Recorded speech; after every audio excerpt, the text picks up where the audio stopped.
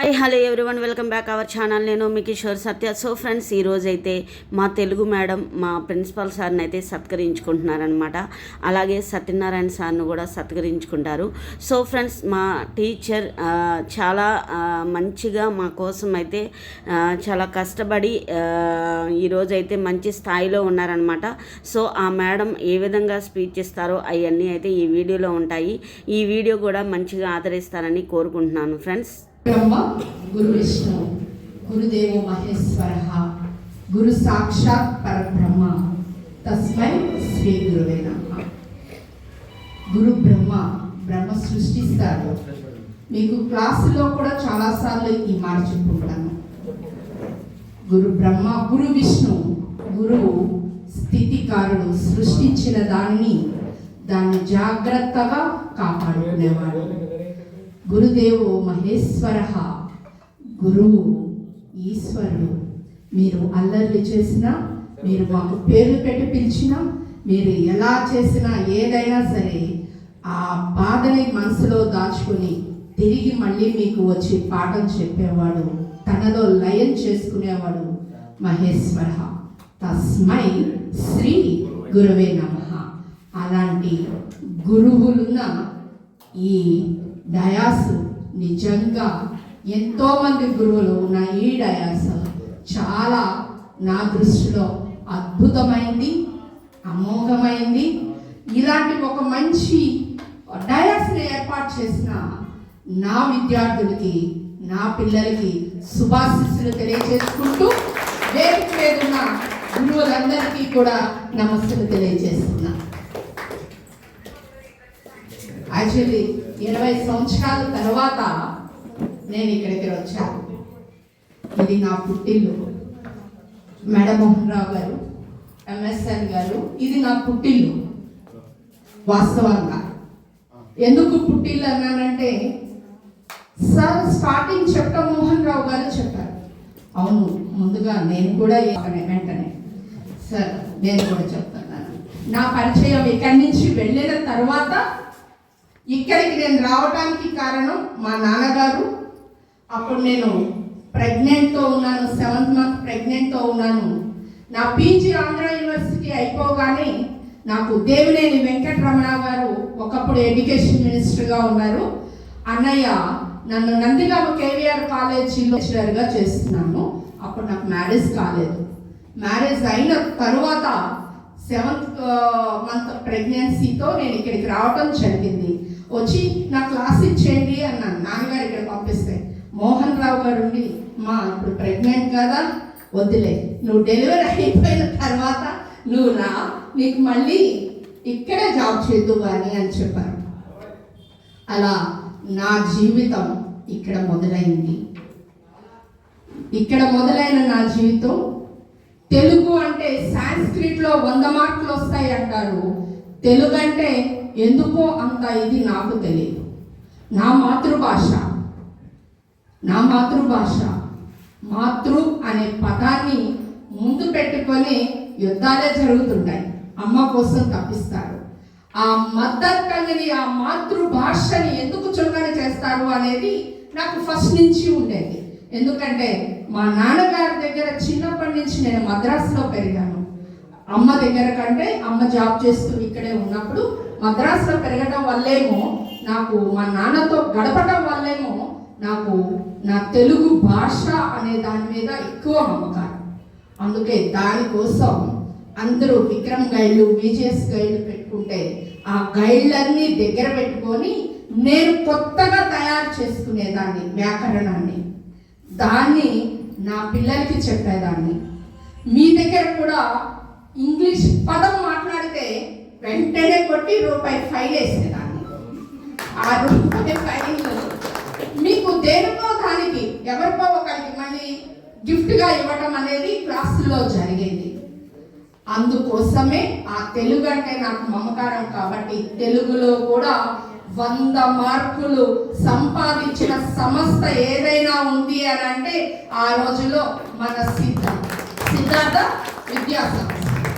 తర్వాత నేను దీన్ని పుట్టిల్లో అన్నాను. నా కష్టంలోను, నా సుఖంలోను, నా మంచిలోను, ప్రతి విషయంలో అడుగడుగు కూడా నాకు సపోర్ట్గా సహకారాన్ని అందించిన వ్యక్తులు ఎవరున్నారంటే, నాన్న తర్వాత మళ్ళీ అంతటి స్థానాన్ని ఎవరికి ఇస్తానంటే నేను మా మేడం మోహన్ రావు గారికి ఇస్తాను. ఎందుకు ఆ వర్డ్ అంటున్నా అంటే, నేను ఇన్విజిలేషన్ చేస్తున్నప్పుడు ఏదో ఆలోచిస్తూ ఇన్విజిలేషన్ చేస్తున్నాను. ఆ తర్వాత ఒకసారి సార్ వచ్చి పక్కనకు, నువ్వు ఇన్విజిలేషన్ అయిపోయినాక రండి మీరు ఒకసారి నా దగ్గరికి అన్నారు. వెళ్ళి కూర్చున్నాను. ఏంటి మీరు ఏదో బాధపడుతున్నారా, ఏదో ఆలోచిస్తున్నారు అని అడిగారు నన్ను. అదేం లేదు సార్ అంటే, చెప్పండి అమ్మా, నడుచుకుంటూ వస్తాను, ఎక్కడో ఉండేదాన్ని అక్కడి నుంచి ఇక్కడికి నడుస్తూ వస్తున్నాను. అప్పుడు నాకు బండి కావాలి. ఆ బండి కోసం వెంటనే నాకు డబ్బులు ఇచ్చి డౌన్ పేమెంట్ కట్టి బండిని ఇప్పించారు ఆ టైంలో మేడం మోహన్ రావు గారు. ఎందుకంటే మనం ఎక్కడి నుంచి వస్తున్నాం, ఎంత దూరం వెళ్ళాం, ఏ స్థితిలో ఉన్నాం, కానీ ఇక్కడని గ్రౌండ్ని మనం మర్చిపోకూడదు. కనుక నేను ఎక్కడికి ఎన్ని మీటింగ్లకి వెళ్ళినా నేను ఇప్పుడు ఏ స్థితిలో ఉన్నా, ఎందుకంటే ఈరోజు నేను సినీ సాహితీ చరిత్రలో తండ్రి మీద పిహెచ్డి చేసిన వ్యక్తులు ఎవరైనా ఉన్నారు అని అంటే మన ఇండియా మొత్తంలో ఏకైక పర్సన్ని నేనే. అంతేకాకుండా సినిమా సాహితీ చరిత్రలో, సినీ ప్రపంచంలో Indian film maker national vice president, Kerala నుంచి కర్ణాటక వరకు, మహారాష్ట్ర వరకు కూడా అన్నిటి సినిమా ఇండస్ట్రీ వాళ్ళందరికీ కూడా ఒక వైస్ ప్రెసిడెంట్గా, నేషనల్ వైస్ ప్రెసిడెంట్గా నేను వెళ్ళగలిగాను. ఇక్కడ నుంచి నా ప్రయాణం సినిమా ఇండస్ట్రీ, సినిమాలో పాటలు రాస్తూ, అంతేకాకుండా రాజకీయ రంగం వైపు వెళ్తూ, నేను రాసిన నగ్నాక్షరాలకి, జాబాలి క్షేత్రంలో జాలాజాక్షరం అనే పుస్తకాలకి కూడా, నేను చేసిన సోషల్ యాక్టివిటీస్కి అన్నిటికీ ఇంటర్నేషనల్ మదర్ తెరెసా అవార్డు తీసుకున్నాను ఢిల్లీలో. పార్లమెంట్లో మహాత్మా గాంధీ నేషనల్ అవార్డు తీసుకున్నాను. షీలా దీక్షిత్ గారి చేతుల మీదుగా ఢిల్లీలో మా వివేకానంద నేషనల్ అవార్డు తీసుకున్నాను. అంతేకాకుండా తానా పురస్కారాలకి వెళ్ళాను. ప్రపంచ తెలుగు సదస్సులో పూర్ణకుంభ పురస్కారాలు తీసుకున్నాను. చంద్రబాబు నాయుడు గారితో ఉగాది పురస్కారాలు అందుకున్నాను. గుర్రం జాషువా, శ్రీశ్రీ ఒకటేంటి నా సాహిత్యం. కానీ ఒక క్రమశిక్షణని ఇందాక మన స్టూడెంట్ చెప్పారు, బంగారం. ఎస్, మేడం మోహన్ రావు గారు ఎంఎస్ఎన్ గారి సంస్థలో, ఈ సిద్ధార్థ సంస్థలో ఉన్నాము అని అంటే తప్పనిసరి వస్తారు. అది బంగారంలా ముక్కు పుటకలా చిన్నది కాదు, హారంలా మెళ్ళో ఉండొచ్చు, చేతి కడియంలా ఉండొచ్చు. అది ప్లేస్లు మారినంత మాత్రాన దాని విలువ ఎప్పుడూ కోల్పోదు. అలాగే మా సిద్ధార్థ స్టూడెంట్స్ ఇక్కడ చదివిన ప్రతి విద్యార్థి కూడా బంగారం లాగా ఏ ప్లేస్ లో ఉన్నా ఆ ప్లేస్ లో దివ్యంగా వెలుగొందుతారని మనస్ఫూర్తిగా కోరుకుంటున్నాను, ఆశిస్తున్నాను కూడా. ఇక నా పిల్లలు ఇద్దరు, మౌర్య, హాసన్ మౌర్య. ఎంతమంది ఇక్కడ ఎత్తుకున్నారు, తిరిగారు, వాళ్ళని ఆ గ్రౌండ్ లో అంతా తిరుగుతూ ఉండేవాళ్ళు. నా చిన్నబాబు, ఇక్కడ వచ్చినాక పుట్టిన చిన్నబాబు సూర్య సిద్ధార్థ ఇక్కడే ఉన్నాడండి. సిద్ధు అది కొంచెం సిద్ధు సూర్య సిద్ధార్థ. ఎందుకు సిద్ధార్థ అనే పేరు పెట్టాను? నాకు సిద్ధార్థ, నా లైఫ్ మొదలైంది సిద్ధార్థ విద్యా సంస్థలు. అందుకే వాడికి నేను సిద్ధార్థ అని పేరు పెట్టడం జరిగింది. సూర్య సిద్ధార్థ. జ్ఞానం, సిద్ధార్థుడిలాగా జ్ఞానవంతుడు కావాలి, సూర్యుడిలాగా వెలుగునియాలి సమస్తానికి అన్న ఆలోచనతోనే అలా పెట్టడం జరిగింది. సిద్ధార్థ అనేది జీవితాంతం మేడం మోహన్ రావు గారిని గుర్తు చేసుకుంటూ, ఎందుకంటే మా నాన్నగారు చాలా ఎక్కువగా చెప్పేవాళ్ళు, చాలా బాగా చెప్పేవాళ్ళు మోహన్ రావు గారి కోసం. అలాగే మోహన్ రావు గారు ఒక సిస్టర్లా, నన్ను ఏ రోజు కూడా ఒక లెక్చరర్గా నన్ను అలా చూడలేదు.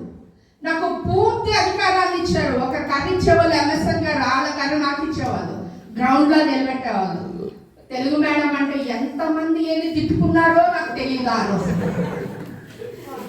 గణేష్ రెడ్డి బాగా వచ్చి నన్ను కొట్టిన మేడం అనేది కొట్టారంట. వాళ్ళ అబ్బాయి నా వైపు చాలా సీరియస్గా చూస్తున్నాడు, అమ్మ నన్ను కొట్టారు మేడం. ఇలా ఎంతమంది, ఎన్నో మీటింగ్లు, ఎన్నో ప్రసంగాలు, ఎక్కడికో వెళ్ళాను. రాజకీయంగా కూడా ఉత్తరాంధ్ర ఇన్ఛార్జిగా చేశాను, ఎంపీగా పోటీ చేశాను. రాహుల్ గాంధీ, అఖిలేష్ యాదవ్ గారితో కూడా కలిసి వర్క్ చేయడం జరిగింది. ఇంకొక గుడ్ న్యూస్ ఏంటంటే అదన్నిటికీ కారణం నారా చంద్రబాబు నాయుడు గారు. అఫ్ కోర్స్ మాకు అటు చిరంజీవి అన్నయ్య కావచ్చు, పవన్ అన్న వాళ్ళు కావచ్చు, ఇటు రేపు 20వ తారీఖు చంద్రబాబు నాయుడు గారు పర్సనల్ మీటింగ్ కూడా ఇన్వైట్ చేశారు. దానికి కూడా వెళ్తున్నాను. రాజకీయంగా బాగున్నాను, God grace. At the same time అన్ని రకాలుగా వెళ్ళాను. నా పెద్ద కొడుకు హాసన్ మౌర్య డిగ్రీ అయిపోయింది. రేపు మేలో జూన్ ఇంటేక్ అనుకుంటా ఆస్ట్రేలియా వెళ్తున్నాడు ఎంబీఏకి. పాపం వాడు ఎప్పుడో వెళ్ళిపోవాలి ఇంటర్కి. మధ్యలో నాకు యాక్సిడెంట్ అవటం 2022 యాక్సిడెంట్ అయింది, బ్యాక్ బోన్ ఫ్రాక్చర్ అయింది. ఒక 3 months నాకు తెలీదు, జస్ట్ లైక్ కోమా, నాకేమీ తెలీదు. నా 2 పిల్లలు నన్ను తల్లిదండ్రులుగా చూసుకున్నారు. నా 2 పిల్లలు గాడ్ బ్లెస్. 1.5 year బెడ్ మీదే ఉన్నాను, కదలలేదు. ఏదన్నా వెళ్ళాలన్నా వీల్ చైర్ మాత్రమే, కూర్చోలేను, నుంచోలేను. అలాంటి స్థితి నుంచి మళ్ళీ నేను 2024లో విశాఖ ఎంపీగా పోటీ చేసే విధంగా నేను లేచి నిలబడ్డాను, పోటీ చేయడం జరిగింది. ఈరోజు నడుస్తున్నాను. ఎందుకంటే మా బాబు క్వీన్స్ యూనివర్సిటీ న్యూయార్క్ సీట్ వచ్చింది. వాడు ప్రయాణం 27 ఉంటే 22 నాకు యాక్సిడెంట్ అవడం వల్ల బాబు ఆగిపోయాడు, దానివల్ల వెళ్ళలేకపోయాడు. మళ్ళీ ఇప్పుడు వెళుతున్నాడు బాబు కూడా. వీడు కూడా ఎంబీబీఎస్ కావాలని వెటనరీ సీట్ వచ్చింది మొన్న, వెళ్ళట్లేదు, ఇష్టం లేదన్నాడు. నీట్ ప్రిపేర్ అవుతున్నాడు, ఎంబీబీఎస్కి ప్రిపేర్ అవుతున్నాడు. మళ్ళీ మీ అందరి బ్లెస్సింగ్స్ ఉండాలి. అట్ ద సేమ్ టైం రాజకీయ మీటింగ్ కాదు ఇది ఎక్కువ మాట్లాడడానికి, ఇంకొకటి వేరే రకమైన సినిమా మీటింగ్లు కాదు. ఏది ఏమైనా అమ్మని నాన్నని గౌరవించండి, పాఠాలు చెప్పిన గురువుల్ని గౌరవించండి. మోరల్ వాల్యూస్, ఎథిక్స్ అనేది మన జీవితంలో మోస్ట్ ఇంపార్టెంట్. మా నాన్నగారిని గుర్తు చేసుకోకుండా ఎప్పుడూ నేను మైక్ పెట్టను. ఎందుకంటే అందరూ నడిచొచ్చే తోవ ఒక్కటే, సీము నెత్తురు పారే తూము ఒక్కటే, మేడ మిద్దెలో ఉన్న చెట్టు నీడ తొంగున్న నిద్ర ముద్ర పడినాక పాడ ఒక్కటే, వాళ్ళ కాడు ఒక్కటే. యాత మేసి తోడినా ఏడి ఎండదు, పొగిలి పొగిలి ఏడ్చిన పొంత నిండదు. అలాగే ఎవడురా నా భరత జాతిని కప్పమడిగిన తుచ్చుడు, ఎవడా పొగరు పట్టిన తెల్లదొరగా డవ్వడు, బ్రతుకు తెరువుకు దేశం వచ్చి బానిసలుగా మమ్ము నుంచి కప్పమడిగే కొమ్ములున్న దమ్ములెవడికి వచ్చారా, బడుగు జీవులు బగ్గుమంటే ఉడుకు నెత్తురు ఉప్పెనైతే, ఆ చంద్ర నిప్పుల కండ్ర గొడ్డలి పన్ను కడతది చూడరా. I love my India, you love mother India. అమ్మని గౌరవించండి, భాషని గౌరవించండి. మన స్థానాలు ఎంత గొప్పగా వెళ్ళినా తల్లి మీద, తెలుగు భాష మీద మమకారాన్ని మర్చిపోకండి. పాఠాలు చెప్పిన గురువులని గౌరవిస్తూ మీరందరూ ఇక్కడ చేరినందుకు చాలా సంతోషంగా ఉంది. వేణికి, రంగాకి, గణేష్కి, ఇలా ముగ్గురికి ప్రత్యేకంగా నేను ధన్యవాదాలు చెప్పుకోవాలి.